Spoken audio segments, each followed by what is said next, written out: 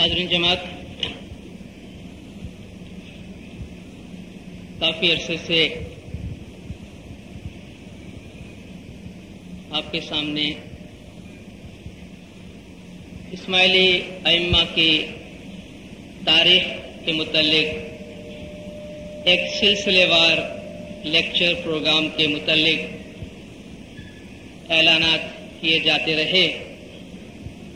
درمیان میں کچھ وجوہات کی بنا پر اسے التوا میں رکھا گیا اور آج پھر سے آپ کی خدمت میں حاضر ہوئے ہیں۔ اس سے پیشتر کہ اس موضوع کے سلسلے میں میں کچھ بیان کروں، میں ایک بات کی وضاحت کر دینا چاہتا ہوں کہ یہ تاریخ ائمہ اسماعیلیہ یا اسماعیلی اماموں کی تاریخ کے سلسلے میں جو کچھ میں بیان کرنا چاہ رہا ہوں اس کی نوعیت کیا ہے، وہ کس قسم کی باتیں ہیں۔ کیونکہ عام طور پہ جب آپ تاریخ کی بات کرتے ہیں تو اس سے یہ مطلب لیا جاتا ہے کہ فلان امام فلان تاریخ کو فلان آدمی کے ساتھ فلان جگہ پہ گئے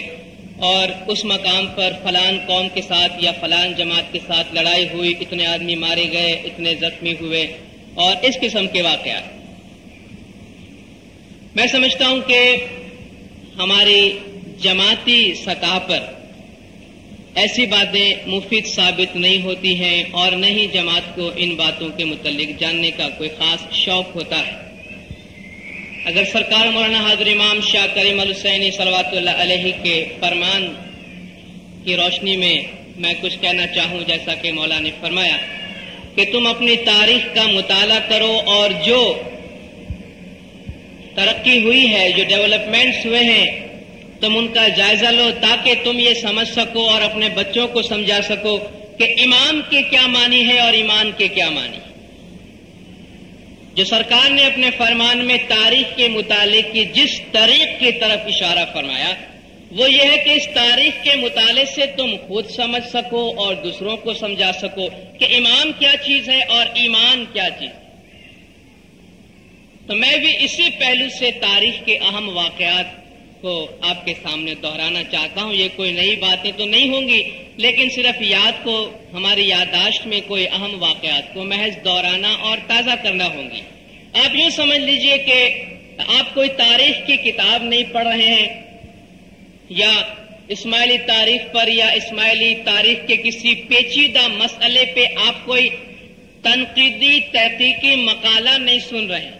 یعنی کوئی ریسرچ پیپر آپ کے سامنے نہیں پڑھا جا رہا ہے، بلکہ ایک الواعظ کی زبانی آپ تاریخ کا واعظ سنیں۔ مگر میں تو اسے اس طرح بیان کرتا ہوں کہ ایک الواعظ کی زبانی آپ ہمارے اماموں کے کچھ مفید باتیں تاریخی نقطہ نگاہ سے یا تاریخی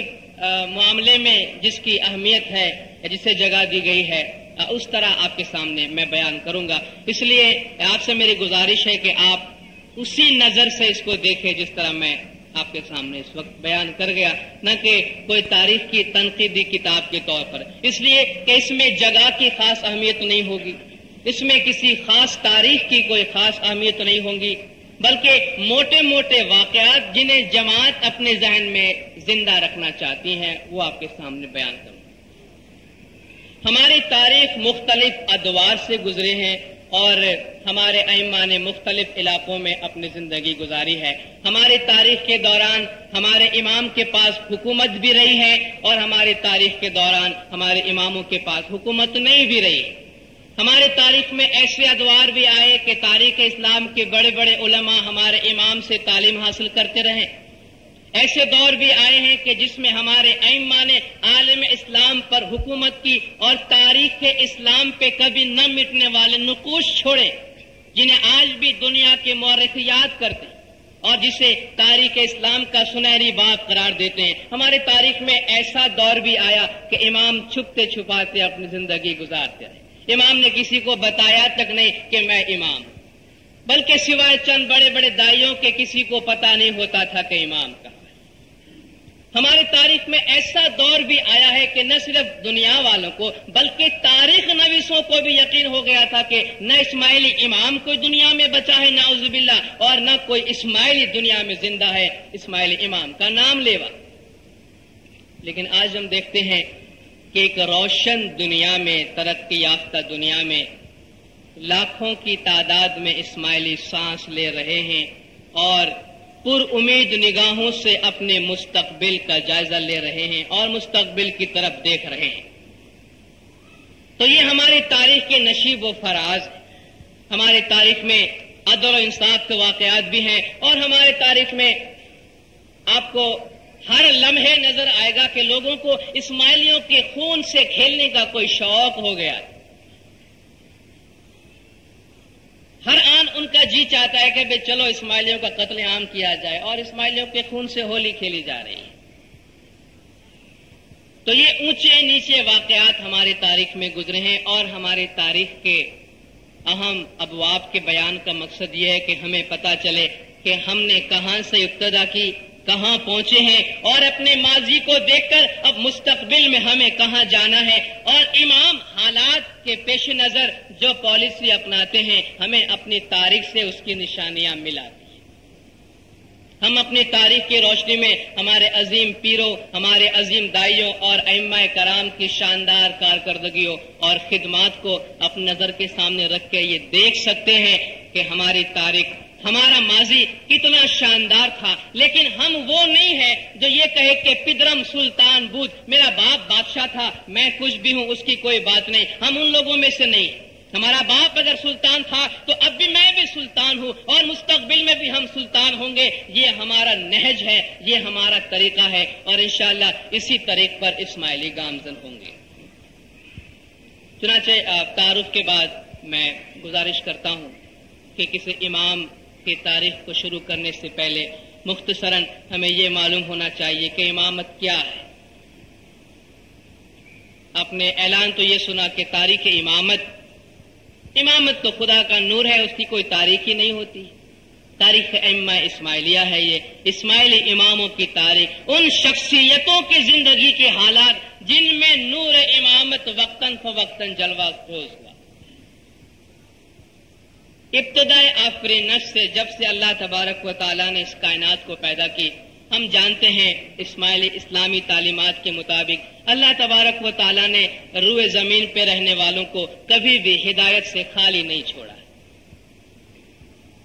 حضرت آدم علیہ السلام کی تخلیق کے ساتھ اللہ تبارک و تعالیٰ نے فرمایا کہ انی جاعل فی الارض خلیفہ، میں زمین پر اپنا خلیفہ نامزد کرنے والا ہوں، اور فی الارض سے یہ مراد ہے کہ وہ خلیفہ روئے زمین پر ہمیشہ کے لیے رہے گا، کسی ایک دو روز کے لیے یا چند سالوں کے لیے نہیں۔ خدا تعالیٰ فرماتا ہے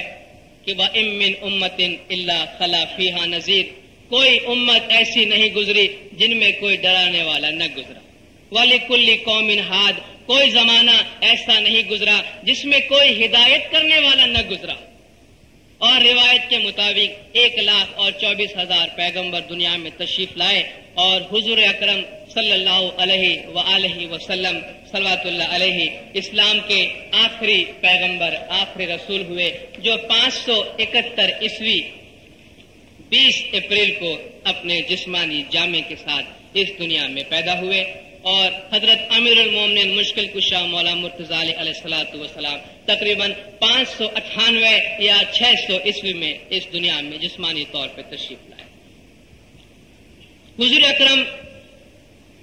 یہ ایسی تاریخ ہے جو آج کا بچہ جانتا ہے، اپنے اسکول میں پڑھتا ہے، مذہبی تعلیم میں بھی اور دنیاوی اسکول میں بھی، اس لیے ان میں ہم صرف ان اہم واقعات کو لیں گے کہ جن کا تعلق مولا مرتضی اور امامت کے ساتھ ہے۔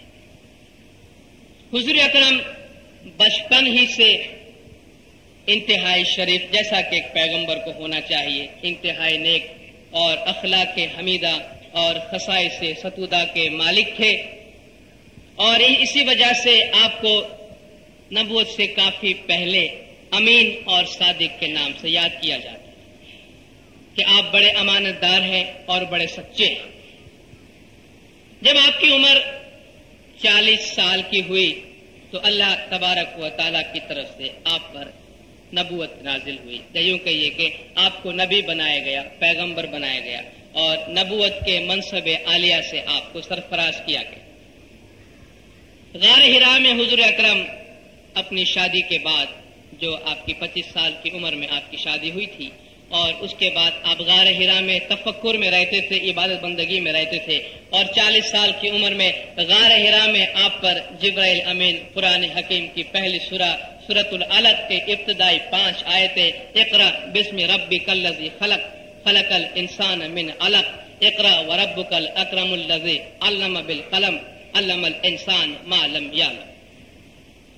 ابتدائی آیت سورۃ العلق سے لے کر نازل ہوئے. اور حضور پہ جو واقعات گزرے اس کی تفصیل میں جانے کی ضرورت نہیں. خداوند تعالیٰ نے آپ کو یہ مشن دیا کہ وہ خدا کے آخری نبی ہیں، اور تمام جہان والوں کے لیے انی رسول اللہ الیکم جمیعا قل یا ایھا الناس انی رسول اللہ الیکم جمیعا، کہہ دے اے رسول دنیا والوں سے، لوگوں سے کہہ دے کہ اے لوگوں،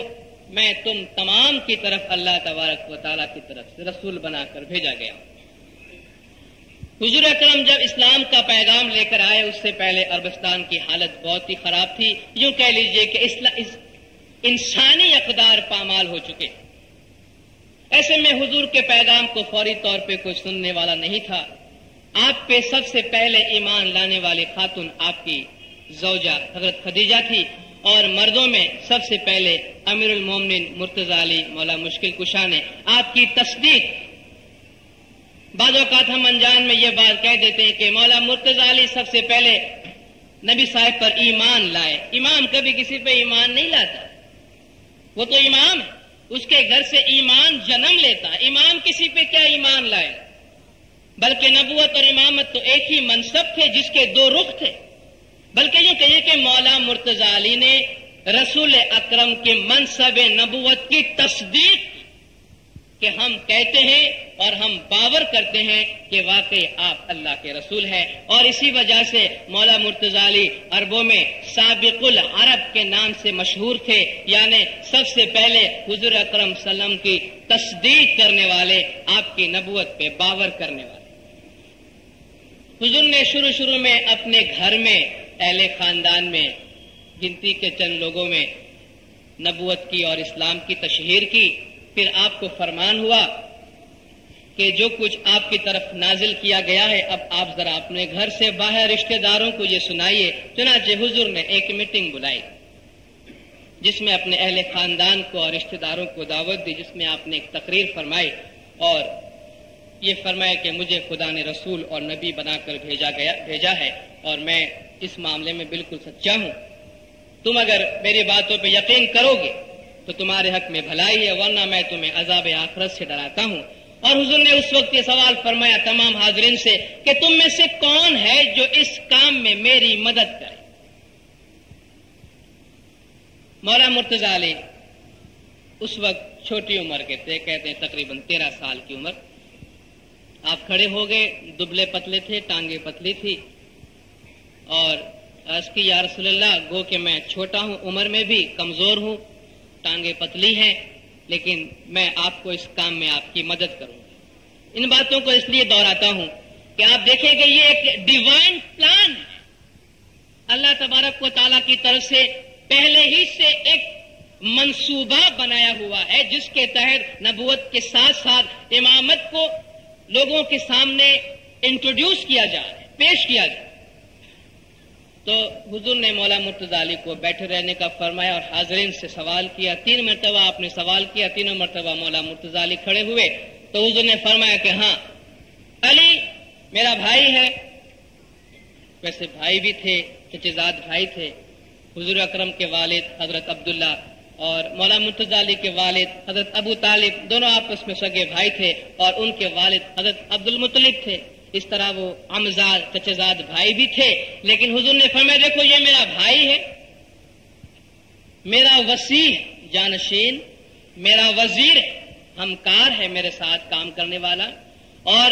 میرے بعد میری امت کا یہ امام ہے، میرا وزیر ہے. ایک اعتبار سے یہ پہلا اعلان تھا جہاں حضور اکرم نے مولا مرتضی علی کی واضح امامت کی طرف اشارہ کیا۔ جو حضور نے دعوت کے کام کو تشہیر دینے کی کوشش کی تو ماحول چونکہ بہت خراب تھا، لوگوں کی مخالفتیں بہت بڑھ گئیں، اور حضور پہ اور آپ کے ساتھ رہنے والے آپ کے ساتھیوں پہ آپ نے بہت سے نام سنے ہیں، حضرت بلال، حضرت عمار، حضرت یاسر، عمار کی والدہ، اور حضرت مقداد اور خباب بن عرب، ایسے بہت سے بڑے بڑے مومن گزرے جن پر اس زمانے کے کفار نے بہت شدید ظلم کے پہاڑ ڈھائے، انہیں بہت اذیت پہنچائی، جن میں سے چند اذیتیں برداشت کرتے کرتے جان بحق ہو گئے، اور بہت سے ایسے رہے جو حضور کے ساتھ آپ کا ساتھ دیتے رہے۔ کچھ عرصے کے لیے حبشہ کی طرف ہجرت کر گئے، کچھ عرصے کے لیے مسلمانوں سے اس زمانے کے لوگوں نے معاشرتی مقاطعہ کیا، تمام تعلقات توڑ لیے، انہیں ایک پہاڑی میں، ایک گھاٹی میں 3 سال تک بند رہنا پڑا، لیکن بہرحال ان تمام سختیوں اور تکالیف کو مسلمانوں نے اس دور میں برداشت کی۔ آخر مکہ میں تقریباً 13 سال گزارنے کے بعد حضور اکرم کو اللہ تبارک و تعالیٰ کی طرف سے یہ حکم ہوا کہ آپ مکہ سے مدینہ ہجرت کر جائیے۔ چنانچہ حضور نے ہجرت کا فیصلہ فرمایا، اور ہجرت کرتے وقت آپ نے مولا مرتضی علی کو اپنے پاس بلا کر فرمایا کہ دیکھو، کفار کا یہ منصوبہ ہے کہ وہ حملہ کر کے مجھے ختم کرے، اور کفار کو شک و شبہ میں رکھنے یا دھوکے میں رکھنے کا طریقہ یہی ہے کہ آپ میرے بستر پہ لیٹ جائیے اور میں چپکے سے نکل جاتا ہوں، اور آپ میرے پاس جو امانتیں ہیں وہ میں آپ کو سونپتا ہوں، اور آپ یہ امانتیں ان کے حقداروں کو سونپ کے اور میرے پیچھے واپس آ جائیے۔ چنانچہ اس بستر پہ جس پہ اسی رات کفار حملہ کرنے والے تھے، حضور کو ختم کرنے کے لیے حضور اسی رات وہاں سے نکل گئے، اور کفار کو اسے یقین میں رکھنے کے لیے کہ حضور اپنے بستر پہ سوئے ہوئے ہیں، مولا مرتضی علی کو وہاں سلا دیا، اور وہ ایک ایسا بستر تھا کہ جو بستر مرگ تھا، موت کا بستر تھا، جس پر خنجروں کی بوچھاڑ ہونے والی تھی۔ چنانچہ حضور اکرم تشریف لے گئے اور مولا مرتضی علی اس خطرناک بستر پہ سوئے رہے، اور اللہ تبارک و تعالیٰ کی طرف سے آپ کی شان میں قرآن کی یہ آیت نازل ہوئی، وَمِنَ النَّاسِ مَن يَشْرِي نَفْسَهُ ابْتِغَاءَ مَرْضَاتِ اللَّهِ، لوگوں میں ایسا بھی ہے جو خدا کی رضا کے لیے، خدا کی مرضی کے لیے اپنی جان کو بیچ ڈالتا۔ مولا مرتضی علی نے ہتھیلی میں اپنی جان رکھ کے حضور کی خدمت کی۔ بہرحال کفار جب آئے اور حضور سے مولا مرتضی علی سے سوال کیا کہ حضور کہاں ہے، آپ نے فرمایا تم نے اس کو میرے حوالے کیا تھا جو مجھ سے پوچھ رہے ہو۔ بہرحال حضور کو پکڑنے کے لیے انعامات کا اعلان بھی کیا گیا، اور حضور درمیان میں ایک غار میں 3 روز تک پوشیدہ بھی رہے، اور آخر حضور مدینہ پہنچ گئے، اور آپ کے پیچھے مولا مرتضی علی مشکل کشا حضور کی تمام امانتیں لوگوں تک لوٹا کر اور مدینہ سے باہر قبا نام کی جگہ پہ نبی صاحب سے ملے، اور اس طرح حضور اکرم کی مکی زندگی ایک اعتبار سے ختم ہوئی اور آپ کی مدینہ کی زندگی شروع ہوئی۔ مدینہ کا نام تو بعد میں پڑا، اس کا پہلے نام یثرب تھا۔ مدینہ یوں شہر کو کہتے ہیں، اور حضور کے جانے کے بعد اسے مدینۃ النبی یعنی نبی کا شہر کا نام دیا گیا، جو بعد میں محض نبی رہے، بعد میں مدینہ رہ گیا اور نبی کا نام خارج ہو گیا۔ حضور اکرم قباء میں ٹھہرے، اور وہاں ایک چھوٹی سی مسجد کی بنیاد رکھی گئی، اور مدینہ میں جانے کے بعد حضور اکرم نے مسلمانوں کے درمیان رشتہ مواخات قائم کی۔ مکہ سے آنے والے مہاجرین جنہوں نے اسلام کے لیے ہجرت کی، اور مدینہ کے انصار یعنی مددگار جنہوں نے مکہ سے آنے والے مہاجرین کی امداد کی، ان کے درمیان حضور نے بھائی چارے کا رشتہ قائم کیا۔ اور جب سب بھائی بھائی بنا دیے گئے تو مولا مرتضی علی رہ گئے اکیلے، اور آپ نے حضور سے درخواست کی کہ یا رسول اللہ میرا کوئی بھائی نہیں۔ حضور نے فرمایا دیکھتے نہیں میں بھی اکیلا ہوں۔ یا علی انت اخی فی الدنیا والآخرہ، کہ اے علی تم تو دنیا اور آخرت میں میرے بھائی، دنیا میں بھی میرے بھائی ہو اور آخرت میں بھی میرے بھائی۔ اس کے بعد حضور نے مسجد نبوی تعمیر کی، مسجد اس وقت کیا تھی، 4 دیوار کھڑی کر دی گئی تو مسجد ہو گئی، آج کی طرح کوئی تعمیر کا انتظام تو تھا ہی نہیں۔ مسجد کی تعمیر کچھ اس طرح ہوئی کہ حضور اکرم بھی تمام ساتھیوں کے ساتھ، تمام صحابہ کے ساتھ اس میں حصہ لیتے رہے، اور مسجد نبوی کی حالت کچھ ایسی تھی کہ تمام صحابی کے دروازے مسجد نبوی کے صحن میں کھلتے تھے، اور اس کی وجہ سے مسجد نبوی کے صحن میں کافی آمد و رفت رہتی تھی۔ تو حضور نے دفعہ حکم فرمایا کہ تمام دروازوں کو بند کر دو، صرف مولا مرتضی علی کا دروازہ جو مسجد میں کھلتا ہے اسے کھلا رہنے دو، باقی سب کو بند کر دو۔ تو لوگوں نے کچھ چیمی گوئیاں کی کہ یہ کیا بات ہوئی کہ اپنے بھائی کے گھر کا تو دروازہ کھلا رکھا اور ہمیں بند کرنے کو کہا۔ تو حضور نے فرمایا کہ دیکھو یہ اللہ کا حکم ہے، اس میں میری کوئی مرضی نہیں۔ تو حضور اپنی زندگی میں ہمیشہ یہ ظاہر فرماتے رہے ہیں کہ آپ کی وفات کے بعد، آپ کے دنیا سے چلے جانے کے بعد امت مسلمہ گمراہ نہ ہو جائے، اس لیے زندگی ہی میں ان کے سامنے علامتیں اور نشانیاں حضور چھوڑتے جاتے تھے۔ جب حضور مکہ سے مدینہ آ گئے تو کفار کو یہ خیال ہوا کہ شاید محمد بہت طاقتور ہو جائے گا تو ہم پہ حملہ کرے گا، تو انہوں نے یہ خیال کیا کہ کیوں نہ مسلمانوں کا خاتمہ کر دیا جائے۔ تو مسلمانوں کے ساتھ اسلام کی پہلی جنگ ہوئی، جنگ بدر کے نام سے جو مشہور ہے۔ 313 مسلمان تھے، اور اس جنگ کے وقت حضور نے دعا مانگی تھی کہ اے خدایا، یہ اسلام کے لیے جنگ فیصل ہے، اگر اس جنگ میں مسلمانوں کی شکست ہوئی تو اے خدایا دنیا پہ تیرا نام لیوا کوئی نہیں رہے۔ شدید جنگ تھی، خون سے خون ٹکرا گیا ایمان کی خاطر، اور اس جنگ میں امیر المومنین مشکل کشا مولا مرتضی علیہ الصلوۃ والسلام نے بہت ہی شاندار اور بہت ہی شجاعت اور زوردار کارکردگی کا اظہار فرمایا، اور جس کی وجہ سے حضور اکرم کو اور مسلمانوں کو اس جنگ میں فتح نصیب ہوئی۔ جب جنگ کا ذکر ہے تو لگے ہاتھوں تمام جنگوں کا صرف نام لے لینا کافی کہ اسلام کی جو مشہور جنگیں ہوئی، جنگ بدر، اس کے بعد تیسری ہجری سن 3 میں جنگ احد، جنگ خندق،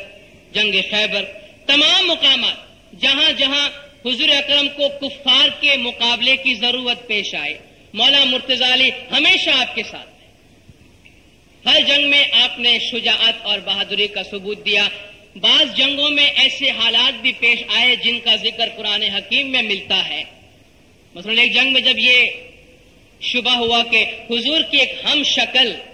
صحابی جس کا چہرہ حضور سے ملتا تھا وہ شہید ہو گیا، تو یہ افواہ پھیل گئی کہ حضور شہید ہو گئے، اور لوگوں میں افراتفری پھیل گئی، سب لوگ بھاگ گئے۔ لیکن مولا مرتضی علی اپنے چند ساتھیوں کے ساتھ حضور کے سامنے سینہ سپر رہے،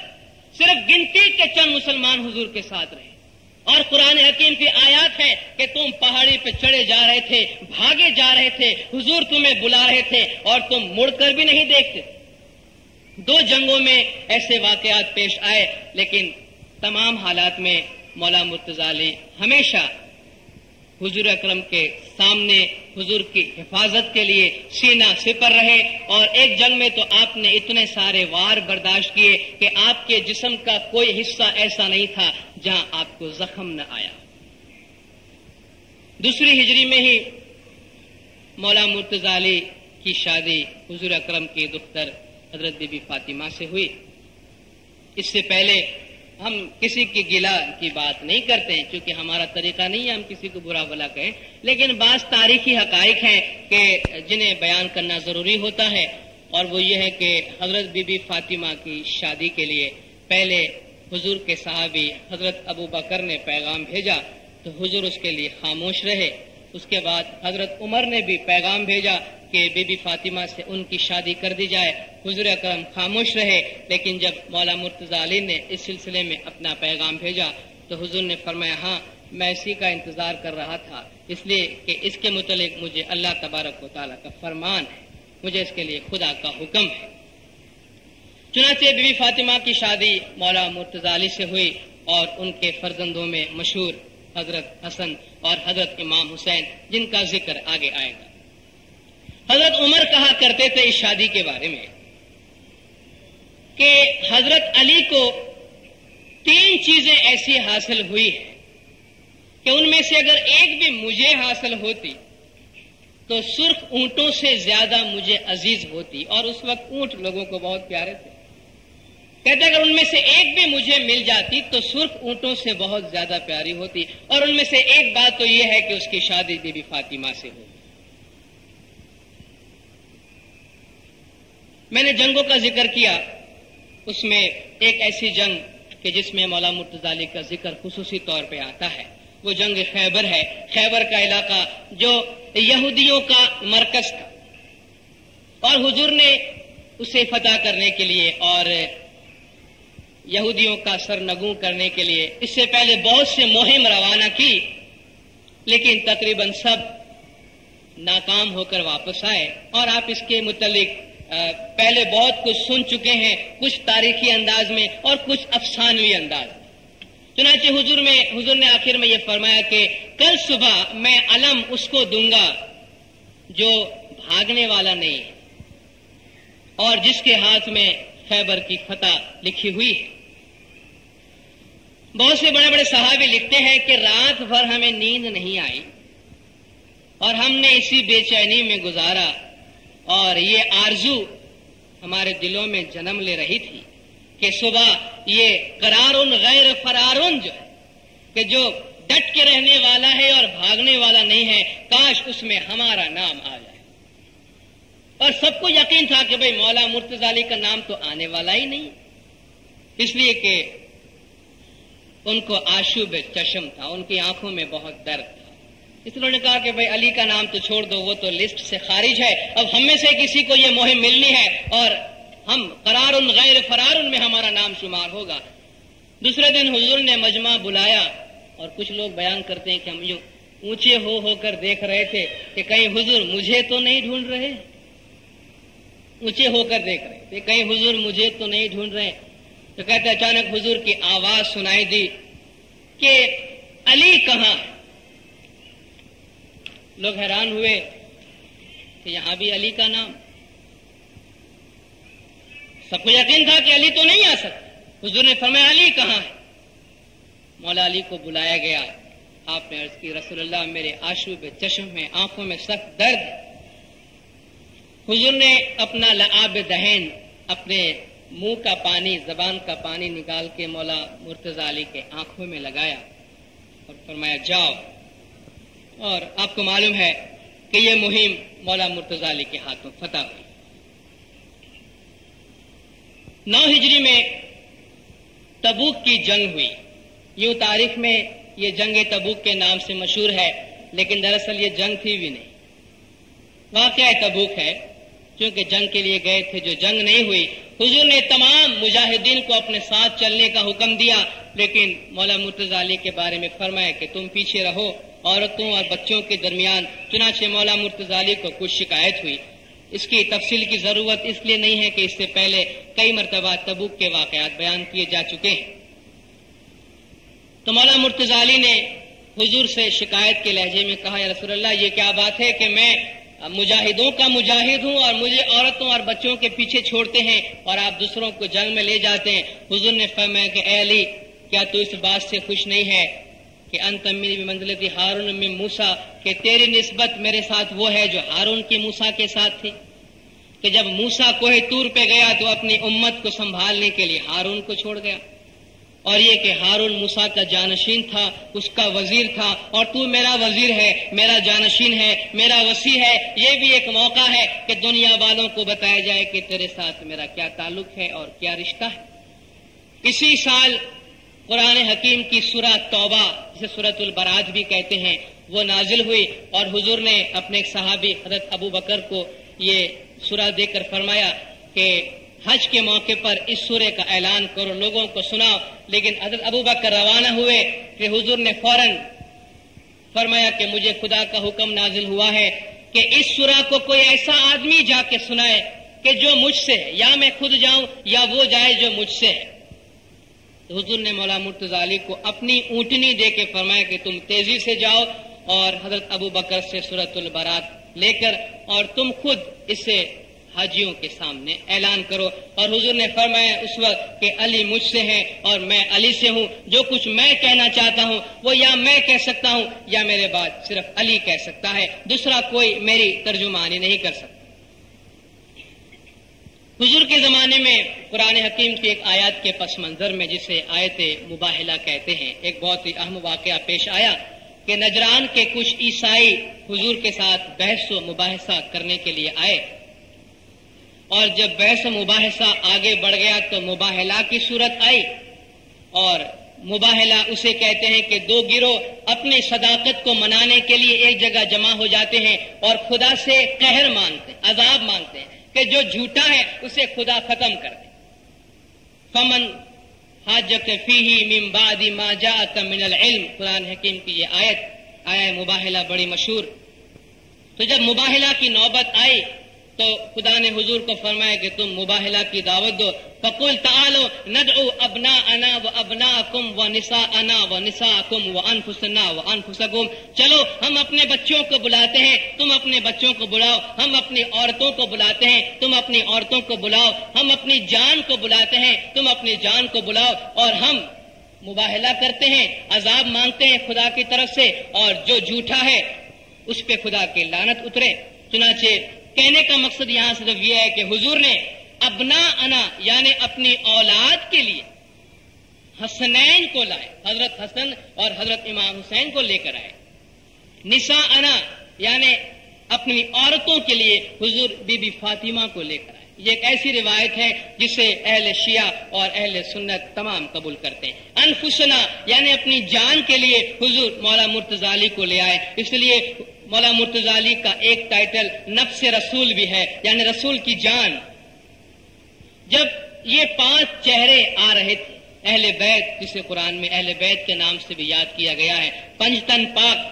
جب عیسائی پادریوں نے دیکھا کہ ایسی ہستیاں ہمارے سامنے آ رہی ہیں تو انہوں نے آپس میں ایک دوسرے سے کہا کہ ان سے تو مباہلہ نہ کرنا ہی عقل مندی کی نشانی. بہتر یہ ہے کہ ہم ان سے مباہلہ نہ کریں. اگر ہم نے ان سے مباہلہ کیا تو کہتے ہمارے علاقوں میں کوئی عیسائی تو کیا کوئی پرندہ بھی نہیں بچے. چنانچہ قرآن حکیم کی آیا مباہلہ میں اس حقیقت کی تعریف بیان کی گئی ہے. 10 ہجری میں, ہجری سن آپ کو معلوم ہے کہ حضور جب مکہ سے مدینہ ہجرت کر گئے تو اسلام کا ہجری سن شروع ہوا. حضور آخری حج سے واپس آئے, اور آپ جب عید غدیر کا آواز سنتے ہیں تو یہ واقعہ ہمیشہ سنتے ہیں, صرف اس لیے کہ ہم اسے ریکارڈ میں رکھنا چاہتے ہیں تو معمولی سی تفصیل کے ساتھ ہم اسے بیان کر دیتے ہیں. حضور جب آخری حج سے واپس لوٹے اور آپ نے اعلان فرمایا تھا کہ یہ میرا آخری حج ہے, تو راستے میں قرآن حکیم کی سورہ یا ایھا الرسول بلغ ما انزل الیک من ربک کا نزول ہوا کہ اے رسول جو پیغام خدا کی طرف سے تجھے دیا گیا ہے اسے پہنچا دے. تو حضور نے تمام حاجیوں کو, آگے نکل جانے والوں کو اور پیچھے رہ جانے والوں کو ایک جگہ پہ جمع فرمایا اور وہاں ایک طویل خطبہ دیا, اپنے احسانات لوگوں کے سامنے گنوائے, لوگوں سے آپ کے بعد امت کے ساتھ اور ائمہ کے ساتھ اور کتاب کے ساتھ کیا سلوک کیا جائے گا اس سے متعلق سوالات کیے. اور اس کے بعد حضور نے مولا مشکل کشا مرتضی علیہ الصلوۃ والسلام کے ہاتھ کو بلند کر کے یہ اعلان فرمایا کہ من کنت مولا علی مولا, جس کا میں مولا ہوں اس کا علی مولا. اللہم وال من والہ وآذ من آذاہ وانصر من نصرہ واخذل من خذلہ. اے خدا جو علی کو دوست رکھے اسے تو دوست رکھنا, جو علی سے دشمنی کرے تو اس سے دشمن رکھنا, جو علی کی مدد کرے تو اس کی مدد کرنا, جو علی کو چھوڑ دے تو اس کو چھوڑ دینا. یہ ایک ایسا اعلان تھا جو تاریخ اسلام میں مذہب شیعہ کی بنیاد ہے. ان لوگوں کے لیے یہ ایک بنیادی واقعہ ہے جو حضور اکرم صلی اللہ علیہ وسلم کے بعد امامت کے قائل. واقعات تو بہت سارے ہیں لیکن یہ ایک باقاعدہ اعلان تھا جس میں مولا مرتضی علی کو حضور نے اپنے بعد امام کی حیثیت سے ظاہر کیا, اپنے جانشین کی حیثیت سے ظاہر کیا. اور اس اعلان کے بعد قرآن حکیم کی اس آیت کا نزول ہوا کہ الیوم اکملت لکم دینکم, کہ علی کی امامت کے اعلان کے ساتھ ساتھ اسلام دین آج مکمل. الیوم اکملت لکم دینکم واتممت علیکم نعمتی ورضیت لکم الاسلام دینا، تم پر نعمتیں بھی پوری کر دی گئی اور اسلام دین سے خداوند تعالیٰ فرماتا ہے کہ میں تم پر راضی ہو گیا۔ اس واقعے کے بعد حضور بہت ہی قلیل عرصے اس دنیا میں جسمانی جامع میں حیات رہے۔ اس واقعہ کے بعد جب حضور مدینہ واپس آئے تو آپ بیمار رہنے لگے اور بیماری کی حالت میں آپ کی طبیعت کافی خراب ہو گئی۔ چنانچہ ایک موقع پر بیماری کی حالت میں جب آپ پہ بے ہوشی طاری ہوتی تھی اور آپ ہوش میں بھی آتے تھے، اس وقت آپ نے اپنے ارد گرد کھڑے رہنے والوں سے یہ مطالبہ کیا کہ مجھے کاغذ اور قلم لا کے دو تاکہ میں تمہیں ایک ایسا نوشتہ لکھ دوں، ایک ایسی بات لکھ دوں کہ تم میرے بعد گمراہ نہ ہو جاؤ۔ اسے حدیث قرطاس کہتے ہیں، یعنی کاغذ والی حدیث۔ حضور کے پاس چند صحابی کھڑے تھے، کہتے حضرت عمر نے اس بات کی مخالفت کی اور کہا یا رسول اللہ حسبنا کتاب اللہ ہمارے لیے کافی ہے، مزید کسی تحریر کی ضرورت نہیں ہے۔ حضور ہی بہتر جانتے ہیں کہ آپ کیا لکھنا چاہتے تھے۔ اہل شیعہ کہتے ہیں کہ آپ علی کی امامت کے بارے میں کچھ نہ کچھ لکھنا چاہتے تھے۔ حضور کا جب آخری وقت قریب آیا تو آپ نے فرمایا کہ بلاؤ میرے حبیب کو، بلاؤ میرے دوست کو، بلاؤ میرے پیارے کو۔ چنانچہ مولا مرتضی علی کو بلایا گیا اور حضور نے انہیں اپنے ساتھ لٹایا اپنے بستر پہ، ایک ہی چادر میں۔ اپنی چادر حضور نے مولا مرتضی علی پہ ڈال دی اور حضور اکرم صلی اللہ علیہ وسلم کی روح آپ کے جسم اطہر سے اس حالت میں پرواز کر گئی کہ آپ کا ہاتھ مبارک مولا مرتضی علی کے جسم مبارک پر تھا، اور اس طرح حضور اکرم صلی اللہ علیہ وسلم 63 سال روئے زمین پر بشری جامع میں رہنے کے بعد اس دنیا سے جسمانی جامع کو چھوڑ کر رخصت ہو گئے۔ حضور کی وفات کے بعد اہل بیت کرام مولا مرتضی علی اور اہل بیت حضور کے تجہیز و تکفین میں، آپ کے دفن کفن میں مصروف تھے کہ دوسری طرف انصار کے کچھ لوگ ثقیفہ بنی سعدہ نام کی جگہ پہ جمع ہوئے، جہاں انہوں نے یہ بحث کیا کہ حضور جب انتقال کر گئے تو اب حضور کے بعد ہمارے درمیان کوئی خلیفہ ہونا چاہیے، کوئی جانشین ہونا چاہیے، کوئی امیر ہونا چاہیے۔ چنانچہ وہاں بحث و مباحثہ کی عالم میں انہوں نے حضرت ابو بکر کو حضور کے بعد خلیفہ منتخب کیا، انہوں نے چن لیا۔ اسماعیلیوں کے نظریے کے مطابق امامت اور خلافت یا حضور اکرم صلی اللہ علیہ وسلم کی جو دو حیثیتیں تھیں، آپ روحانی مالک بھی تھے اور دنیاوی حکمران بھی تھے۔ اسماعیل نظریہ کے مطابق آپ کے روحانی حکمرانی اور دنیاوی حکمرانی دو مختلف چیزیں ہیں اور ضروری نہیں ہے کہ وہ آپ کے بعد ایک ہی شخص کے پاس ہے۔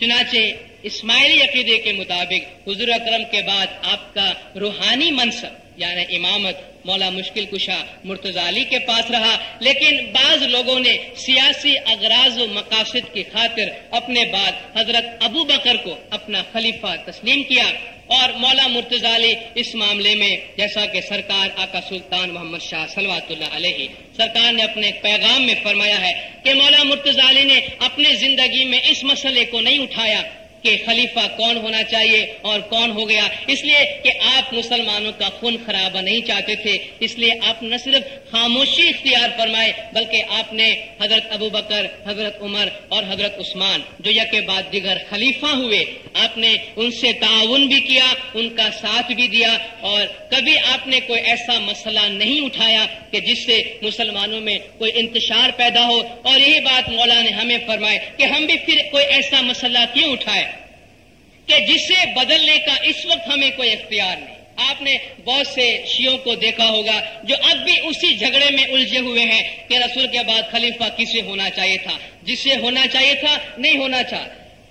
جن کو ہونا تھا ہوا یا نہیں ہوا، ہم ان میں فی الوقت کوئی تبدیلی نہیں لا سکتے۔ اس لیے ایسے فضول بحث و مباحثہ میں نہ صرف وقت ضائع ہوتا ہے بلکہ امت مسلمہ میں تلخیاں پھیل جاتی ہے، جس سے مولا ہمیں ہمیشہ دور رکھنا چاہتے ہیں، اور مولا ہم سے یہ توقع رکھتے ہیں کہ ہم بھی اس مسئلے کو نہیں اٹھائیں۔ چنانچہ ظاہری خلافت میں حضور اکرم کے بعد پہلا خلیفہ حضرت ابو بکر بنے، انہوں نے اپنے بعد حضرت عمر کو خلیفہ بنایا، انہوں نے اپنے بعد حضرت عثمان کو، انہوں نے کمیٹی بنائی تھی جس میں سے حضرت عثمان خلیفہ ہوئے۔ ابو بکر، عمر اور عثمان ان تینوں نے مل کر تقریباً 24 سال تک امت مسلمہ پر حکمرانی کی۔ اس دوران مولا مرتضیٰ علی نے اپنی امامت کو سنبھالا، لیکن جب سیاسی انتشار کی وجہ سے حضرت عثمان قتل کر دیے گئے، شہید کر دیے گئے، تو مسلمانوں کے پاس اور کوئی قابل آدمی نظر نہیں آیا، تو وہ مولا مرتضیٰ علی کے پاس آئے اور عرض کی کہ مولا ابھی آپ ہی حکومت کو سنبھالے۔ چنانچہ اس طرح مولا مرتضیٰ علی ظاہراً اسلام کے چوتھے خلیفہ ہوئے، اور آپ نے بھی، یعنی آپ کا نام بھی خلفائے راشدین میں شمار کیا جاتا ہے۔ وقت تقریباً ختم ہوا چاہتا ہے۔ آج کے پروگرام کے مطابق تقریباً مولا مرتضیٰ علی کی زندگی کی وہ حالتیں جو حضور اکرم کے ساتھ وابستہ تھیں وہ آپ کے سامنے گزارش کی گئی۔ آپ کی خلافت کی چند اور باتیں اور آپ کے بعد ائمہ کی باتیں انشاءاللہ آئندہ آپ کے سامنے پیش کی جائیں گی۔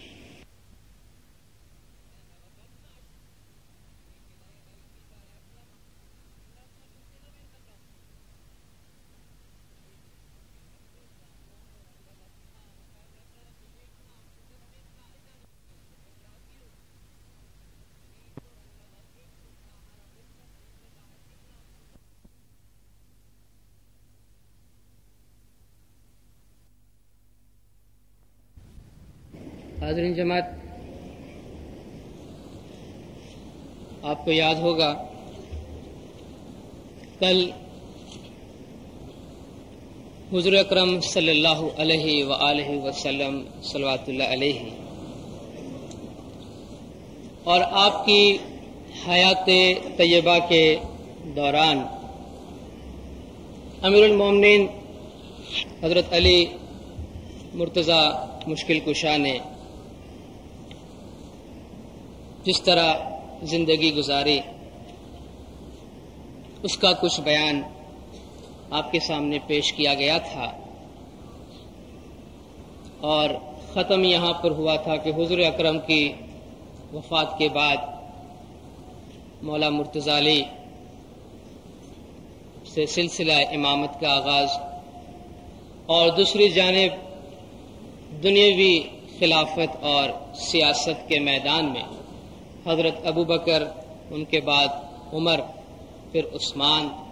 اور آخر میں مولا مرتضیٰ علی کی خلافت کی ابتدا۔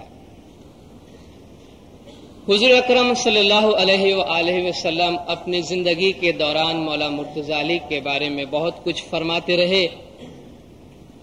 آپ فرماتے تھے کہ انا و علی من نور واحد، میں اور علی ایک ہی نور سے، علی منی و انا منہ،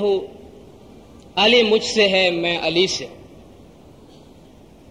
انا مدینۃ العلم و علی بابھا، میں علم کا شہر ہوں، علی اس کا دروازہ ہے، علی مع القرآن والقرآن مع علی، علی قرآن کے ساتھ ہے، قرآن علی کے ساتھ ہے، الحق مع علی،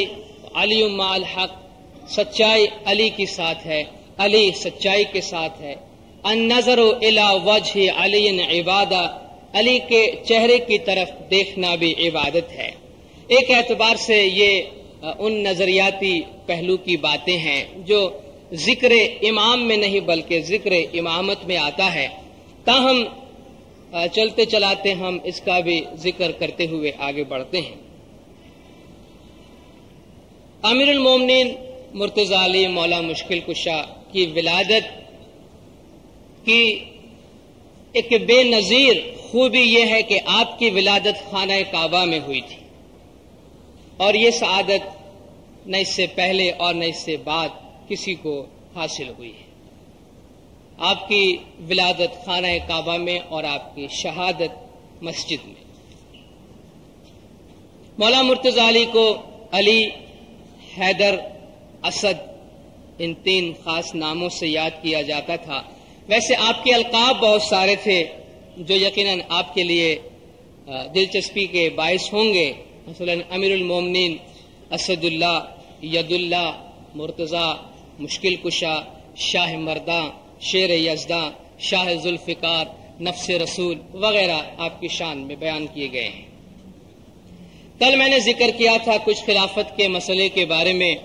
کہ حضور کی وفات کے بعد دنیاوی خلافت کہاں بھی گئی ہو، اس بحث کو چھیڑنا اور اس پہ اس حد تک اظہار خیال کرنا کہ تلخیاں پیدا ہو، یہ امام کو بھی پسند نہیں ہے۔ اور مولا یہ چاہتے ہیں کہ جس طرح مولا مرتضی علی نے اپنی زندگی میں یہ سوال نہیں اٹھایا اور تمام خلفاء کے ساتھ تعاون کرتے رہے، تو ہم خامخواہ اس سوال کو بیجا طور پر کیوں اٹھائیں۔ چنانچہ حضرت عثمان جب شہید کر دیے گئے اور مولا مرتضی علی امامت کے ساتھ ساتھ خلافت پر بھی جلوہ افروز ہوئے، تو آپ نے سب سے پہلا کام یہ کیا کہ جن وجوہات کے بنا پر حضرت عثمان شہید کیے گئے تھے ان کا ازالہ کیا جائے، اور حضرت عثمان کی شہادت میں سب سے بڑا ہاتھ ان کے گورنروں کی بری کارکردگیاں تھیں۔ چنانچہ آپ نے حضرت عثمان کے مقرر کردہ تمام گورنروں کو معزول کرنے کا حکم دیا، اور تقریباً اس حکم پر عمل پیرا بھی کیا گیا، لیکن شام کا گورنر معاویہ بن ابو سفیان، وہی ابو سفیان جو حضور اکرم کے زمانے میں اسلام دشمنی میں پیش تھا، اور جب تک سر پہ تلوار نہیں آئے تو اس نے اسلام قبول نہیں کیا۔ معاویہ بن ابو سفیان نے مولا مرتضی علی کی خلافت کو ماننے سے انکار کیا اور علم بغاوت بلند کی، اور وجوہات یہ بیان کیے کہ حضرت عثمان کی شہادت میں، ان کے قتل میں مولا مرتضی علی کا بھی ہاتھ ہے، اور پیشتر اس تھے کہ ان کے خلافت کو قبول کیا جائے، حضرت عثمان کے خون کا بدلہ لیا جانا چاہیے۔ چنانچہ مولا مرتضی علی نے خط و کتابت کے ذریعے اور قاصدوں کے ذریعے بہت کوشش کی کہ یہ معاملہ رفع دفع ہو جائے اور معاویہ مولا مرتضی علی کی پیروی کرنے پر آمادہ ہو جائے، لیکن اس نے ایسا نہیں کیا۔ چنانچہ مولا مرتضی علی نے فوجی کارروائی کا فیصلہ کیا، اور ابھی آپ فوجی کارروائی کے لیے روانہ ہونے ہی والے تھے کہ آپ کو اطلاع ملی کہ دوسری جانب حضور اکرم کی ایک زوجہ، آپ کی ایک بیوی حضرت عائشہ اپنے دو ساتھیوں طلحہ اور زبیر کے ساتھ، جن کو مولا مرتضی علی نے 2 علاقوں کی گورنری دینے سے انکار فرمایا تھا، ان تینوں نے مل کر بھی اسی مسئلے پر، عثمان کے خون کے قصاص کے مسئلے پر دوسری جانب جنگ کرنے پر آمادہ ہوئے۔ چنانچہ مولا مرتضی علی بجائے شام کی طرف جانے کے حضرت عائشہ کی طرف رخ کیا اور بصرہ کے قریب ایک مقام پر جمع ہوئے، اور مولا مرتضی علی نے ہمیشہ یہ کوشش فرمائی کہ جنگ نہ ہونے پائے، مسلمانوں کا خامخواہ خون خرابہ نہ ہو۔ قاصدوں کے ذریعہ، میسنجرز کے ذریعہ آپ نے یہ کوشش فرمائی کہ بات چیت سے یہ معاملہ ختم ہو، لیکن آخر جنگ کی نوبت آئی، جنگ ہوئی۔ حضرت عائشہ ایک اونٹ پہ سوار تھی، اور اونٹ کو عربی میں جمل کہتے ہیں، اسی وجہ سے اس جنگ کو تاریخ اسلام میں جنگ جمل کا نام دیا گیا۔ طلحہ اور زبیر دونوں اس جنگ میں مارے گئے، اور مولا مرتضی علی نے اس جنگ میں انتہائی اپنی فطرت کے مطابق انتہائی اعلیٰ کارکردگی کا اظہار فرمایا، اپنی شخصیت کی خوبیوں کو نمایاں فرمایا، اور آپ نے یہ حکم دیا کہ میدان جنگ سے بھاگنے والوں کا تعاقب نہ کیا جائے، اگر کوئی زخمی ہو گیا ہے تو اسے قتل نہ کیا جائے، کسی کا مال نہ لوٹا جائے، اور آپ نے حضرت عائشہ کے ساتھ انتہائی احترام سے پیش آئے، اور جو بھی مال لوٹا گیا تھا اسے مسجد میں جمع کر کے آپ نے حکم دیا کہ جس جس کا مال ہے وہ آ کے اپنا اپنا مال واپس لے جائے، اور اس میدان میں، اس جنگ میں جتنے بھی لوگ مارے گئے تھے، خواہ مولا مرتضی علی کے ساتھ تھے یا آپ کے دشمنوں میں تھے، آپ نے سب کی جنازے کی نماز پڑھائی اور سب کی تجہیز و تکفین کا کام آپ نے اپنے ہاتھوں انجام دیا۔ یہاں سے فارغ ہو کر آپ نے پھر معاویہ کی طرف توجہ کی اور یہ کوشش فرماتے رہے کہ جنگ کی نوبت نہ آئے، لیکن جنگ کی نوبت آئی، اور صفین کے علاقے میں مولا مرتضی علی کی فوج اور معاویہ کی فوج جمع ہوئی۔ یہاں یہ ذکر کرتا چلو کہ یہ وہ زمانہ ہے کہ جہاں سے لفظ شیعہ وجود میں آیا۔ آج جس طرح ہمارا نام ہم شیعہ امامی اسماعیلی یا شیعہ امام اسماعیل نظاری مسلم اپنے آپ کو کہلواتے ہیں، شیعہ کا لفظ اس سے پہلے اس معنی میں مستعمل نہیں ہوتا تھا۔ اس وقت جو دو گروہ ہو گئے، لفظ شیعہ کے معنی ہے سپورٹرز یا گروہ یا حامی، اس وقت دو گروہ بن گئے جنہوں نے معاویہ کا ساتھ دیا، اس سے شیعۃ معاویہ یعنی معاویہ کا گروپ، اور جنہوں نے مولا مرتضی علی کا ساتھ دیا اس سے شیعۃ علی کا نام دیا گیا۔ آگے چل کر یہ نام صرف شیعۃ علی کے لیے استعمال ہونے لگا، اور آج شیعہ کا لفظ ان مسلمانوں کے لیے استعمال کیا جاتا ہے جنہوں نے حضور اکرم کے بعد عقیدہ امامت کو اپنایا، یا آج اگر ہم کہتے ہیں کہ فلاں آدمی شیعہ ہے تو اس کا مطلب یہ ہے کہ یہ آدمی حضور اکرم کے بعد حضرت علی کی امامت کو مانتا ہے، جو تقریباً آج کل اصطلاحی معنوں میں استعمال ہوتے ہیں۔ مولا مرتضی علی کوشش فرماتے رہے، معاویہ اپنی فوج لے کر مولا مرتضی علی سے پہلے دریائے فرات کے کنارے پہنچا اور فرات کے پانی کو روک لیا، اور مولا مرتضی علی اور ان کی فوج کو پانی دینے سے انکار کیا۔ تو مولا مرتضی علی نے پیغام بھیجا کہ پانی جیسے معمولی چیز پر جنگ نہ چھڑنی چاہیے، تو اس نے جواب دیا کہ حضرت عثمان کو پانی کے بغیر قتل کیا گیا ہے، ہم بھی تمہیں پانی کے بغیر قتل کریں گے۔ چنانچہ مولا مرتضی علی نے اپنے فوج کے ایک دستے کو حکم دیا، انہوں نے پانی کو آزاد کرا لیا، اور اب پانی مولا مرتضی علی کے فوج کے ہاتھ میں آ گئی۔ مالک اشتر نے مشورہ دیا کہ یا مولا اب آپ پانی روک لے۔ مولا نے فرمایا یہ میری فطرت کے خلاف ہے۔ معاویہ نے پانی روکا، کوئی بات نہیں، لیکن میں پانی روکنا نہیں چاہتا، اور آپ نے تمام مسلمانوں کے لیے آپ کے ساتھ تھے یا آپ کی مخالفت میں، آپ نے ان کے لیے پانی لینے کی پوری آزادی دے دی۔ جنگ کی نوبت آئی اور جنگ ہوئی، بہت زوردار جنگ ہوئی۔ مولا مرتضی علی کا وہی پیغام تھا کہ خامخواہ کسی کو قتل نہ کیا جائے، خامخواہ کسی کا خون نہ بہایا جائے۔ مولا نے یہاں تک پیشکش کی کہ معاویہ اگر تمہاری دشمنی میرے ساتھ ہے تو میدان میں آ جاؤ، ہم تم آپس میں لڑ لیتے ہیں، جو جیتے وہ اسلام کا خلیفہ بن جائے۔ اور عمرو بن عاص بڑا چالاک جو معاویہ کے ساتھ تھا، اس نے معاویہ سے کہا کہ پیشکش تو بڑی اچھی ہے، تم چلے جاؤ علی کے ساتھ لڑ لو، معاملہ ختم ہو جائے۔ تو معاویہ نے کہا کہ عمرو بن عاص تم اپنے لیے یہ بات قبول کرو گے؟ مجھے تو کہہ دو، تم خود یہ پسند کرو گے؟ تمہیں تو معلوم ہے کہ علی کے سامنے جو جاتا ہے آج تک زندہ واپس نہیں آیا، کیا تم یہ چاہتے ہو کہ یہ میرے ٹکڑے ٹکڑے کر دے؟ بہرحال شدت کی جنگ ہوئی، مولا مرتضی علی کی طرف سے آپ کی فوج نے، مالک اشتر نے انتہائی زوردار حملہ کیا، اور تقریباً مولا مرتضی علی کی فتح ہونے ہی والی تھی، اور معاویہ کی لشکر میدان چھوڑ کر بھاگنے ہی والی تھی کہ معاویہ نے عمر بن العاص کے چالاک مشورے سے ایک چال چلی کہ دمشق کا جو صحیفہ قرآنی تھا اسے نیزوں پہ اٹھایا گیا،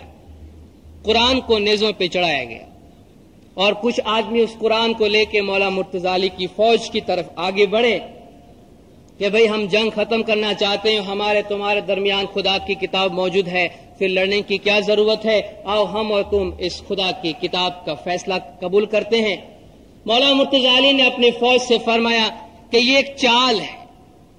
اور تم صرف چند گھڑی اس جنگ کو جاری رکھو، اس لیے کہ یہ فیصلہ کن مرحلے میں پہنچ چکی ہے۔ لیکن آپ کی افواج کے ایک بہت بڑے حصے نے یہ کہا کہ ہم اللہ کی کتاب کے سامنے لڑنا پسند نہیں کرتے، جب یہ اللہ کی کتاب کو بیچ میں رکھ کے امن چاہتے ہیں تو ہم کیوں ان کے ساتھ جنگ کریں۔ بہرحال مولا مرتضی علی کی مرضی کے خلاف جنگ بندی کی گئی، اور دونوں طرف سے ایک ایک ثالث مقرر کیا گیا، اس میں بھی مولا مرتضی علی کی مرضی کا کوئی خاص خیال نہیں رکھا گیا، اور اس ثالث کے مقرر کرنے کے فیصلے کے خلاف مولا مرتضی علی کے فوج کا ایک بہت بڑا حصہ الگ ہو گیا، جو خوارج کے نام سے یعنی نکلے ہوئے کے نام سے بعد میں مشہور ہوئے، اور ان کے ساتھ بھی مولا مرتضی علی کی ایک جنگ نہروان نام کی جگہ پر ہوئی۔ اس جنگ میں ثالثوں کے مقرر کرنے کے باوجود کوئی فیصلہ نہیں ہو پایا، اس لیے کہ وہاں بھی چال بازیوں سے کام لیا گیا۔ اس جنگ میں مولا مرتضی علی کے ایک بہت بڑے ساتھی حضرت عمار بن یاسر، جن کی والدہ سمیہ اسلام کی سب سے پہلے شہیدہ خاتون تھی، اس کے بارے میں حضور نے یہ پیشن گوئی فرمائی حضرت عمار بن یاسر کے لیے کہ عمار تمہیں مستقبل میں باغیوں کا ایک گروہ شہید کرے گا، یعنی اے عمار تمہاری موت باغیوں کے ہاتھوں ہوگی اور باغیوں کا ایک گروپ تمہیں شہید کرے گا۔ اور اس جنگ میں مولا مرتضی علی کے ساتھ لڑتے ہوئے، معاویہ کے خلاف لڑتے ہوئے عمار بن یاسر شہید ہوئے، اور جس سے اس بات کا ایک عام سا ثبوت مل جاتا ہے کہ معاویہ یقیناً اسلام کے خلاف اور حضور اکرم کے فرمان کے مطابق باغیوں میں تھا۔ جنگ نہروان جو خوارج کے ساتھ ہوئی، اس میں بھی مولا مرتضی علی نے اسی اصول کو اپنائے رکھا کہ جو امن چاہتا ہے، جو فوج سے بھاگنا چاہتا ہے، اسے بھاگنے دیا جائے، زخمیوں کا تعاقب نہ کیا جائے، اسے مارا نہ جائے، لوٹا نہ جائے۔ مولا نے ہمیشہ امن و امان کی کوشش کی۔ آپ کی 5 سال کے خلافت کے درمیان آپ کو کبھی چین اور سکون نصیب نہیں ہوا، اس لیے کہ چاروں طرف سے وہ دشمنیاں جو حضور اکرم کے زمانے سے آپ کے خلاف چلی آ رہی تھی وہ سر اٹھا رہی تھی، اور آپ کو سکون اور آرام سے نہیں بیٹھنے دیا جا رہا تھا۔ جو خوارج جنگ نہروان سے بچ گئے تھے، جنگ نہروان میں خوارج کا زور تقریباً ٹوٹ گیا تھا، ان میں سے چند خوارج نے آپس میں مل کر یہ فیصلہ کیا کہ ان تمام فتنوں میں 3 افراد کا نام آتا ہے، مولا مرتضی علی، معاویہ اور عمرو بن العاص، کیوں نہ ان تینوں کا بیک وقت خاتمہ کر دیا جائے۔ تو چنانچہ انہوں نے فیصلہ کیا کہ 18 رمضان کو، اور اتفاق سے آج 19ویں رمضان ہے، 18 رمضان 40 ہجری کو ان تینوں پر بیک وقت دمشق میں، مصر میں اور کوفہ میں تینوں پر بیک وقت حملہ کیا جائے، اور مولا مرتضی علی پر 18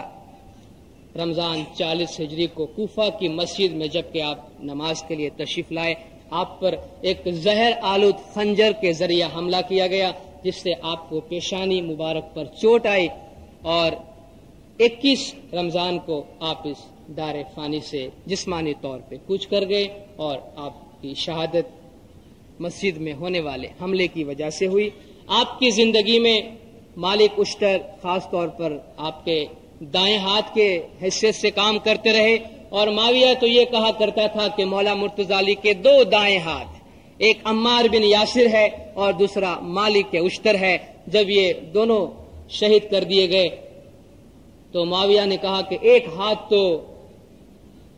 جنگ صفین میں کٹ گیا عمار بن یاسر، اور دوسرا مالک اشتر جسے معاویہ نے زہر دے کے ختم کر دیا، تو کہا آج مولا مرتضی علی کا دوسرا ہاتھ بھی کٹ گیا۔ اور جب ان کی شہادت کی خبر مولا مرتضی علی کو پہنچی کہ معاویہ نے چالاکی سے زہر دے کر مالک اشتر کو شہید کیا ہے، تو آپ نے فرمایا کہ اے خدا مالک اشتر پہ رحم فرمانا، اس لیے کہ مالک اشتر میرے لیے ویسا ہی تھا جیسا میں خود رسول کے لیے تھا،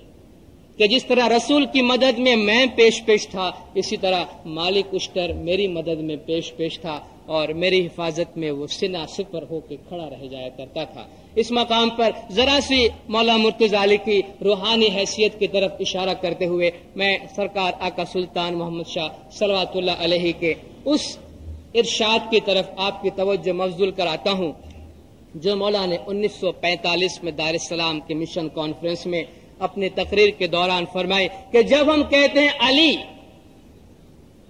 مولا فرماتے جب ہم کہتے ہیں علی تو علی سے ہماری مراد وہ علی نہیں ہے جو 63 سال تک روئے زمین پہ رہے اور تکالیف برداشت کرتے رہے، اور یہ ایک حسن اتفاق ہے کہ حضور اکرم بھی 63 سال دنیا میں حیات رہے اور مولا مرتضی علی بھی 63 سال حیات رہے۔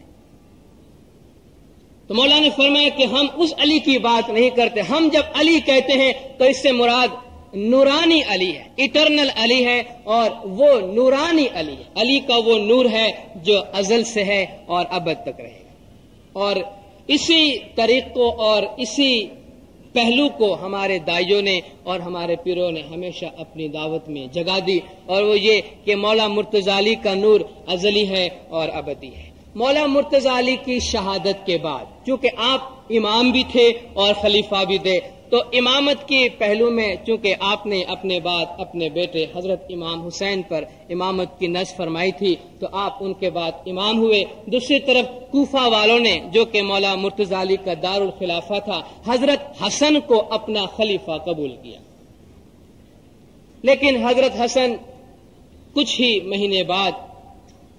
سیاست سے کنارہ کش ہو گئے اور خلافت سے علیحدہ ہو گئے۔ چنانچہ جب حضرت حسن نے خلافت چھوڑ دی تو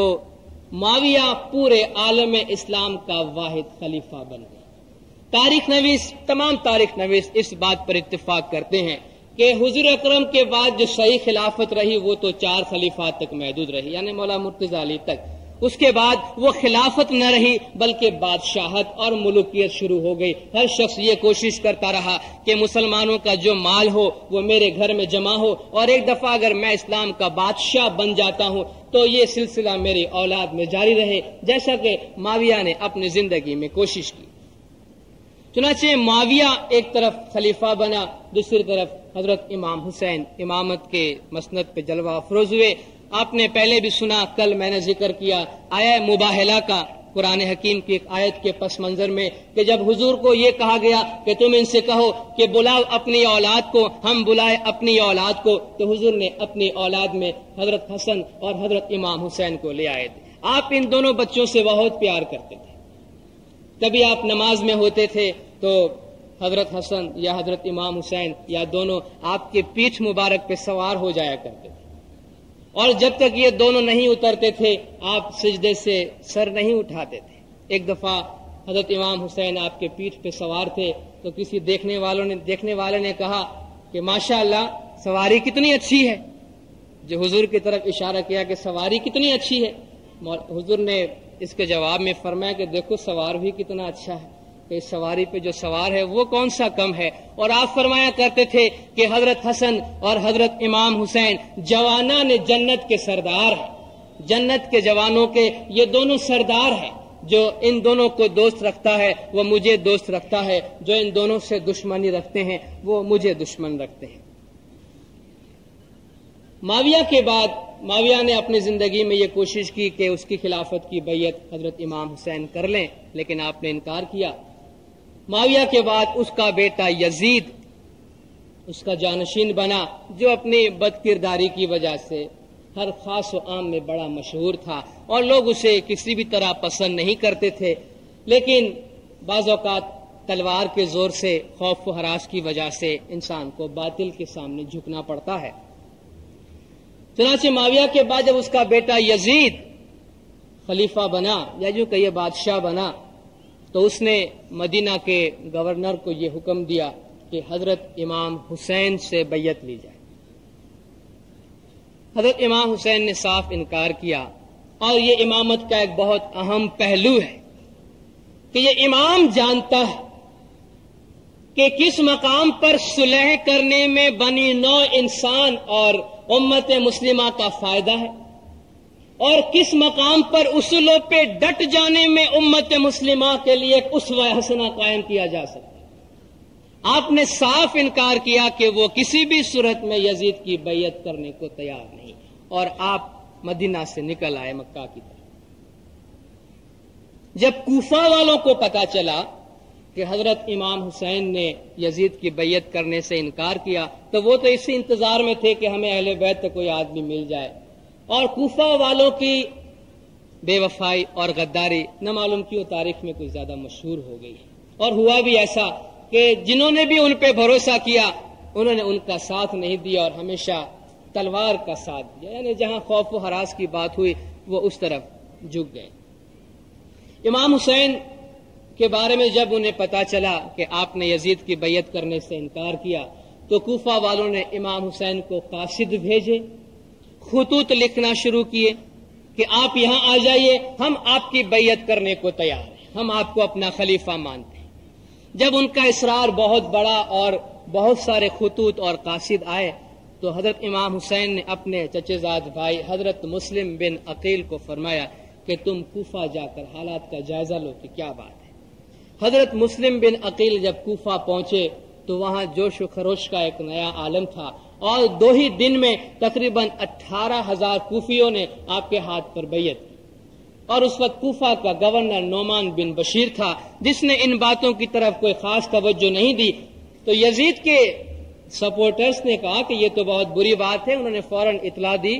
کہ بھئی یہاں تو امام حسین کی طرف سے اس کا بھائی آیا ہوا ہے اور بہت بڑی فوج جمع کر لی اس نے۔ چنانچہ وہاں سے فوراً یزید نے نعمان بن بشیر کو ہٹا کر ایک بہت ہی تند خو آدمی، سخت، عبداللہ بن زیاد ابن زیاد کے نام سے جو مشہور ہوا، اس کو بھیجا، اور اس نے آتے ہی تمام کوفہ والوں کو خوب ڈرایا اور دھمکایا، اور ڈرا دھمکا کر ان سے کہا کہ مسلم بن عقیل کا ساتھ چھوڑ دو۔ مسلم بن عقیل کو جب کامیابی حاصل ہوئی کہ اتنی بڑی جماعت جو ہمارا ساتھ دے رہی ہے، تو آپ نے حضرت امام حسین کو پیغام بھیج دیا کہ یہاں حالات بہت اچھے ہیں اور آپ کوفہ تشریف لے آئیے۔ تو حضرت امام حسین کوفہ کی طرف روانہ ہوئے، اور ادھر ابن زیاد کے آتے ہی لوگوں میں خوف و ہراس پھیل گیا، اور کوفہ والوں نے وہی کیا جو کہ ہمیشہ وہ کیا کرتے تھے، حضرت مسلم بن عقیل کا ساتھ چھوڑ دیا، اور حضرت مسلم بن عقیل تنے تنہا بے یار و مددگار شہید کر دیے گئے۔ حضرت امام حسین کو اس کی اطلاع پہلے نہیں ملی تھی، اس لیے آپ مکہ سے کوفہ کی طرف روانہ ہوئے۔ راستے میں آپ کو اہل بیت کا محب، اہل بیت کو دوست رکھنے والا شاعر الفرزدق ملا، اور مولا نے اس سے کوفہ کے بارے میں معلومات کی، تو اس نے کہا کہ مولا کوفہ والوں کے دل تو آپ کے ساتھ ہیں، لیکن تلواریں یزید کے ساتھ ہیں، یعنی محبت بھلے آپ سے کرتے ہوں گے لیکن تلوار سے خوف زدہ ہیں، وہ آپ کے سامنے تلوار بھی ضرور اٹھائیں گے۔ آپ مزید آگے بڑھے، آگے چل کر آپ کو یزید کی طرف سے یزید کے فوج کا ایک سپہ سالار حر بن یزید التمیمی، اس سے ملاقات ہوئی، اور اس نے امام حسین کو راستے میں روکا اور فرمایا کہ مجھے یہ حکم دیا گیا ہے کہ میں آپ کو لے کر کوفہ چلوں۔ حضرت امام حسین نے اس بات سے انکار فرمایا کہ میں اس طرح جانے کو تیار نہیں۔ چنانچہ حر ابن زیاد کے ساتھ خط و کتابت کرتا رہا۔ محرم کا مہینہ شروع ہو چکا تھا، محرم کے ابتدائی 3 تاریخ کی بات ہے۔ یزید کے ابن زیاد کے ساتھ جب حر کے خط و کتابت جاری تھے، اس دوران ابن زیاد کی طرف سے عمر بن سعد 4000 کا مزید لشکر لے کر پہنچا، اور اس دوران حضرت امام حسین بھی اپنے اہل خانہ کے ساتھ سفر کرتے ہوئے کربلا کے میدان میں پہنچے۔ بات چیت چلتی رہی کہ امام حسین کو اپنی مرضی کے مطابق کہیں جانے دیا جائے، لیکن جب 9 محرم کو حضرت امام حسین کو اس بات کا یقین ہو گیا کہ یزید کی فوج، ابن زیاد کی فوج آپ کو چھوڑنے والی نہیں ہے، تو آپ نے اہل بیت کو اور اپنے ساتھ جو بھی لوگ تھے ان کو جمع کر کے آپ نے ایک تقریر فرمائی کہ یزید کی دشمنی میرے ساتھ ہے، اگر وہ مجھے پالیں گے تو تمہاری فکر نہیں کریں گے، اس لیے تم میں سے رات کی تاریکی میں جو جانا چاہتا ہے چلے جائے، اور اپنے ساتھ اہل بیت میں سے ایک ایک فرد کو لے جائے۔ لیکن آپ کے اس فرمان پہ سب نے یک زبان ہو کر یہی کہا کہ یا مولا، آپ کے بغیر ہمارا جینا کیا، ہم جئیں گے تو آپ کے ساتھ جئیں گے، مریں گے تو بھی آپ کے ساتھ مریں گے۔ چنانچہ آخری دن جب آپ نے دیکھا کہ جنگ کی نوبت ہے اور شہادت سامنے ہے، تو آپ نے اتمام حجت کے لیے، یعنی اپنی آخری دلیل پیش کرنے کے لیے، اپنی طرف سے اپنا موقف بیان کرنے کے لیے کہ کل اٹھ کے کوئی یہ نہ کہے کہ امام حسین نے تو ہمیں یہ نہیں کہا کہ وہ کیا چاہتے تھے، چنانچہ آپ یزیدی لشکر کے پاس گئے اور انہیں یاد دلایا کہ جن کے سامنے وہ لشکر لے کر آئے ہیں وہ کون ہیں، انہیں معلوم ہے، وہ رسول کے نواسے ہیں، اولاد رسول ہے، فاطمہ کے بچے ہیں، علی کی اولاد ہے۔ اور خود کوفہ والوں نے انہیں بلایا تھا، اور ان فوجی جرنیل جو سامنے تھے ان کا نام لے لے کر آپ نے پکارا کہ کیا تم نے مجھے نہیں بلایا تھا کہ آپ کوفہ آئیے، ہم آپ کا ساتھ دیں گے؟ لیکن تلوار کی وجہ سے اس وقت سب نے انکار کیا اور خاموش رہے۔ چنانچہ حضرت امام حسین پھر سے اپنے خیمے کی طرف لوٹ آئے، اور جو حفاظت آپ کو کرنی تھی آپ نے کی، لیکن آپ کے ساتھ 72 لوگ تھے، اور سامنے 5000، 1000 تو حر بن یزید التمیمی کے ساتھ اور باقی 4000 دوسری بعد میں آئے۔ چنانچہ کربلا کا قصہ اور کربلا کا واقعہ محرم میں آپ سنتے رہتے ہیں کہ امام پہ اور امام کے اہل خانہ پہ کیا کیا گزری۔ جنگ ہوئی اور مولا کے تمام ساتھی مولا کے ساتھ ساتھ شہید کر دیے گئے۔ جنگ کے ابتدا سے کچھ ہی دیر پہلے حر جو راستے میں امام کو ملا تھا اور امام کی راہ روکنے کے لیے کھڑا ہوا تھا، وہ یزید کے لشکر کو چھوڑ کے حضرت امام حسین کی طرف آ گیا کہ یا مولا، گو میں اس فوج کی طرف سے آپ کی راہ روکنے کے لیے آیا تھا، لیکن مجھے یہ نہیں معلوم تھا کہ یہ درندے آپ کے ساتھ ایسا سلوک کریں گے۔ چنانچہ اس نے ایسے کہ یا مولا، میں توبہ کرتا ہوں، میں تائب ہوں اور نادم ہوں، آپ میرے گناہوں کو بخش دے۔ تو مولا نے فرمایا کہ خدا تیرے گناہ کو بخشے۔ چنانچہ وہ بھی حضرت امام حسین کی طرف سے لڑتا ہوا شہید ہوا۔ حضرت امام حسین اور آپ کے ساتھی کربلا کے میدان میں شہید کر دیے گئے۔ خون چکان داستان ہے، ہم داستان کو اس طرح بیان نہیں کریں گے جس طرح محرم کے مہینے میں لوگوں کو رلانے کے لیے بیان کیا جاتا ہے، البتہ یہ بہت دردناک واقعہ ضرور تھا۔ تمام امام اور امام کے جو ساتھی شہید ہوئے سب کے سر تن سے جدا کر دیے گئے۔ اور اس سے پہلے میں نے ذکر کیا کہ جنگ جمل میں مولا مرتضی علی کے ساتھ جو تھے اور آپ کے دشمن جو تھے، ان سب کی تجہیز و تکفین کا کام مولا مرتضی علی نے خود انجام دیا۔ لیکن اس جنگ میں عمر بن سعد نے اپنی افواج کی تجہیز و تکفین کا کام تو کیا، لیکن اولاد رسول کی لاش کو کسی نے ہاتھ تک نہیں لگایا، نہ کسی نے اس کو کفن دیا، نہ کسی نے اسے دفن کیا، بلکہ کہتے ہیں لاشوں کو روندا بھی گیا تھا اور یوں ہی میدان میں بکھری ہوئی لاشوں کو چھوڑ کے وہ چلے گئے۔ بعد میں ارد گرد کے رہنے والے لوگوں نے آ کر امام حسین اور ان کے ساتھیوں کی لاشوں کو دفن کیا اور ان کے سروں کو لے کر یزید کے دربار میں پہلے ہی بھیج دیا گیا تھا۔ امام حسین اور تمام مقتولین کے سر اور جو پسماندگان تھے اہل خانہ میں جو لوگ بچ گئے تھے، جس میں حضرت امام زین العابدین علیہ الصلوۃ والسلام بھی تھے کہ جو اس وقت بیمار تھے اور حضرت امام حسین سے کہتے رہے کہ یا مولا مجھے بھی جنگ میں جانے دیجئے، میں بھی جانا چاہتا ہوں، لیکن مولا نے فرمایا کہ خداوند تعالیٰ کو اس وقت تمہاری شہادت منظور نہیں ہے۔ چنانچہ حضرت امام زین العابدین جو اس وقت بیمار تھے وہ بھی قافلے کے ساتھ پہلے ابن زیاد کے پاس لے جائے گئے اور وہاں سے پھر یزید کے دربار میں بھیج دیا گیا۔ اس طرح حضرت امام حسین کی انتہائی دردناک شہادت ہوئی، لیکن اس شہادت نے تاریخ کے اسلام میں ایک سنہری باب کو جنم دیا اور اس کے بعد یہ کہا جانے لگا کہ قتل حسین اصل میں مرگ یزید ہے۔ اسلام زندہ ہوتا ہے ہر کربلا کے بعد۔ اگر حضرت امام حسین بھی اصولوں پہ سودا بازی کر لیتے تو آج شاید حق پرست جو ہے وہ حق پرستی کے لیے، حق کی محبت کے لیے کبھی بھی جان قربان کرنے کو تیار نہیں ہے، لیکن آپ کی شہادت آج بھی پکار پکار کر دنیا والوں کو یہ کہہ رہی ہے کہ باطل سے دبنے والے اے آسماں نہیں ہم، باطل سے دبنے والے اے آسماں نہیں ہم، 100 بار کر چکا ہے تو امتحان ہمارا۔ یہ ایک ایسا سبق تھا، وقت آنے پر اماموں نے صلح آشتی سے کام لیا جسے امام نے اپنا اصول بنایا، لیکن جہاں اصول کی سودے بازی کی بات آتی تھی، جہاں امامت کی شان اور امامت کے جلوے کی بات آتی ہے تو حضرت امام حسین علیہ الصلوۃ والسلام کا نام سامنے آتا ہے، اور اسماعیلی پرچم میں سبز پرچم کے درمیان جو لال لکیر آپ کو نظر آتی ہے یہ حضرت امام حسین علیہ السلام کی شہادت اور آپ کے اس خون کی لکیر ہے جو اسماعیلیوں کو کہتی ہے کہ تمہاری تاریخ خون سے لکھی گئی ہے، اپنی تاریخ کو اور اپنے ماضی کے قربانیوں کو تم معمولی قربانی مت سمجھنا۔ حضرت امام حسین علیہ السلام کے بعد حضرت امام زین العابدین علیہ الصلوۃ والسلام تخت امامت پر جلوہ افروز ہوئے۔ ہجری سن 61 میں اور ہجری سن 94 تک آپ تخت امامت پر جلوہ افروز ہوئے۔ حضرت امام حسن جو ہی حضرت حسن جس طرح خلافت سے دستبردار ہوئے، الگ ہوئے، اس کے بعد ائمہ نے مکمل طور پر اپنے آپ کو سیاست سے جدا رکھا۔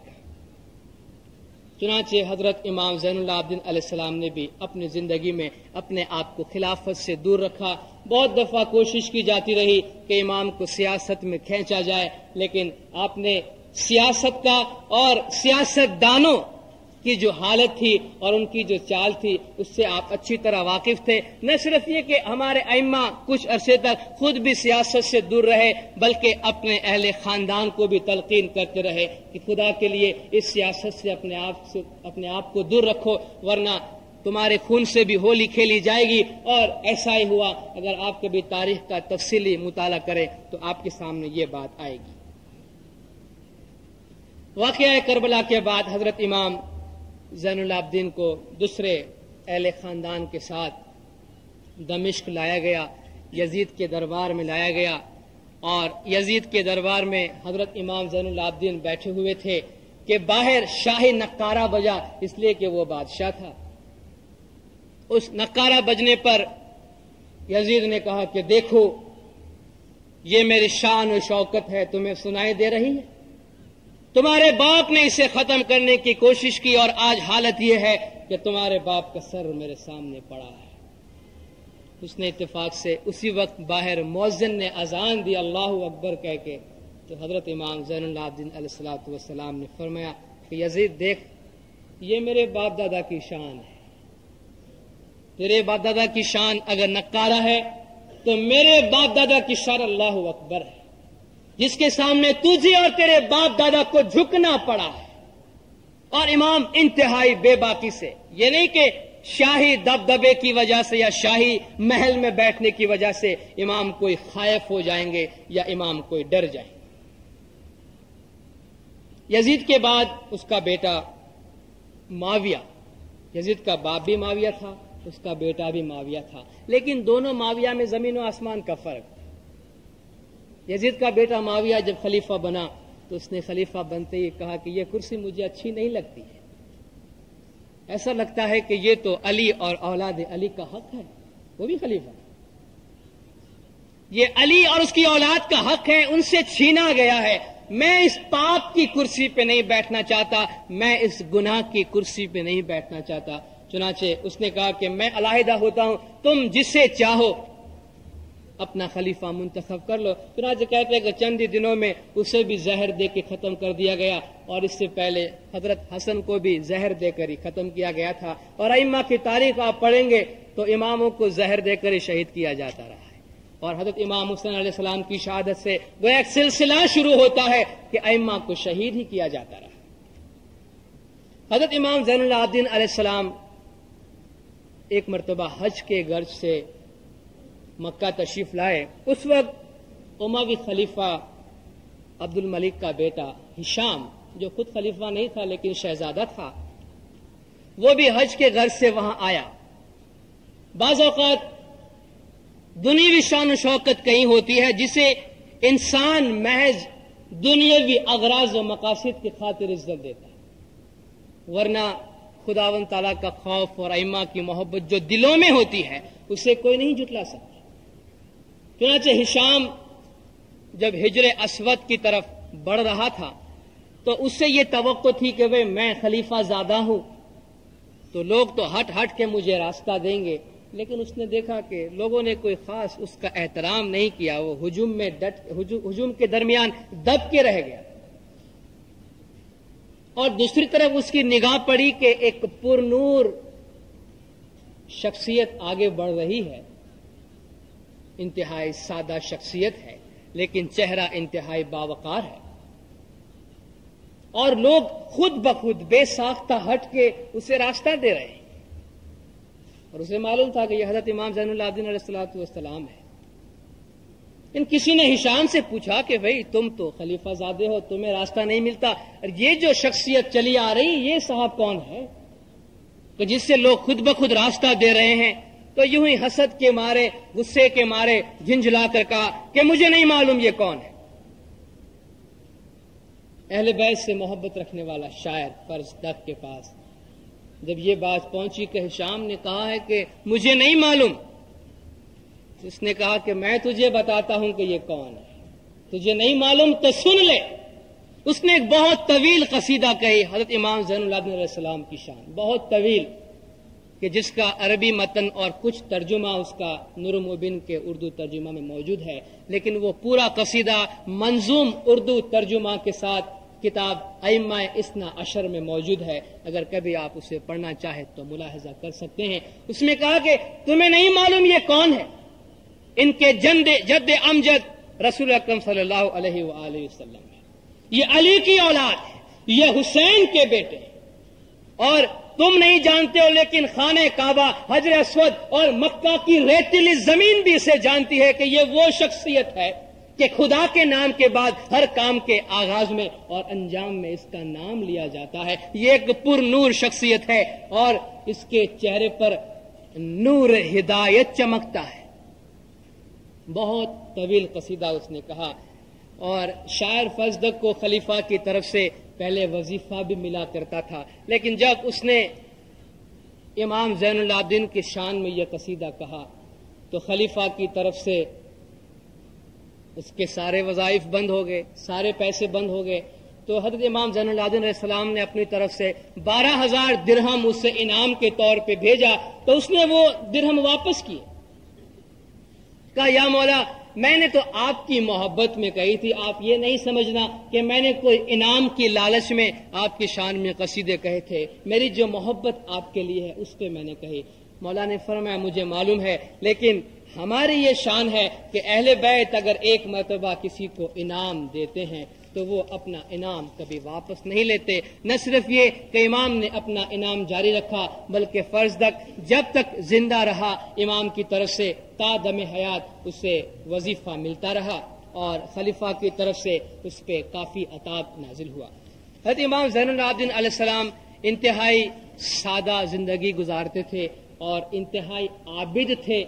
اور عبادت کی وجہ سے آپ کا زین العابدین یعنی عابدوں کی زینت نام پڑ گیا تھا۔ آپ کا نام عابد کے لقب سے بھی آپ کو یاد کیا جاتا تھا، اور سجاد کے لقب سے بھی یعنی بہت ہی زیادہ سجدہ کرنے والے کے لقب سے بھی آپ کو یاد کیا جاتا تھا۔ آپ کے بعد حضرت امام محمد باقر علیہ الصلوۃ والسلام تخت امامت پہ تشریف لائے۔ آپ کو باقر العلوم کہتے تھے، باقر العلوم یعنی علم کی گتھیاں سلجھانے والا، علم کی راہوں کو کھولنے والا، علم کو کشادہ کرنے والا۔ اور آپ کے دور میں علم و حکمت بہت زیادہ آگے بڑھی اور بہت زیادہ ترقی ہوئی۔ اس وقت اموی خلیفہ ہشام بن عبد الملک نے، جو کہ اس زمانے کی ایک حالت ایسی بن گئی تھی کہ یوں تو ائمہ علیہم السلام سیاست سے کنارہ کش تھے، لیکن سیاست پہ یا خلافت پہ جن لوگوں نے غلط راستوں سے قبضہ کیا تھا ان کے دل میں ہمیشہ حق کی طرف سے خوف ضرور رہتا تھا۔ تو کہتے تھے ہو نہ ہو یہ ائمہ علیہم السلام جو ہیں سیاست سے جداگانہ تو ہیں، الگ تو ہیں، لیکن ہو سکتا ہے کبھی یہ کوئی ایسا طریقہ اپنائے کہ ہماری خلافت پہ قبضہ کر لے۔ اس لیے ان کی ہمیشہ کوشش رہتی تھی کہ کسی نہ کسی صورت میں ائمہ علیہم السلام کو تکلیف دے۔ چنانچہ ایک مرتبہ خلیفہ ہشام بن عبد الملک نے امام محمد باقر اور آپ کے ساتھ امام جعفر صادق علیہ السلام کو اپنے دربار میں طلب کیا اور کوشش یہ کی کہ کسی نہ کسی طرح انہیں لوگوں کے سامنے ذرا شرمندہ کیا جائے۔ اس کو یہ خیال تھا شاید کہ حضرت امام محمد باقر نے کبھی تیر اندازی نہیں کی ہوگی، کبھی تیر چلایا نہیں ہوگا، تو اس نے چیلنج کے طور پہ کہ اگر حضرت امام محمد باقر تیر اندازی میں ناکام رہے تو لوگوں کے سامنے انہیں خجالت برداشت کرنی پڑے گی، تو اس نے امام سے کہا آئیے ذرا تیر اندازی ہو جائے، اس خیال سے کہ شرمندہ کیا جائے۔ پہلے تو امام نے انکار فرمایا کہ چھوڑیے ان باتوں میں کیا رکھا، لیکن جب اس نے اصرار کیا تو امام نے ایسی تیر اندازی دکھائی کہ وہ خود شرمندہ ہو گئے اور کہا کہ ہم نے آپ جیسا مشاق تیر انداز کسی کو بھی نہیں دیکھا۔ چنانچہ آپ کے ساتھ کافی طویل گفتگو ہوئی اور وہ یہ معلوم کرنا چاہتا تھا کہ کہیں امام ہمارے خلاف تو نہیں ہے۔ جب آپ کو یہ معلوم ہو گیا کہ ائمہ ہمارے خلاف کوئی کارروائی نہیں کر رہے ہیں تو اس نے امام کو جانے دیا اور امام محمد باقر علیہ الصلوۃ والسلام کے زمانے کے 2-3 اہم واقعات ہیں، تو اس وقت کی کمی کی وجہ سے آپ کے سامنے پیش نہیں کر سکا. انشاءاللہ کل اس پر روشنی ڈالی جائے گی.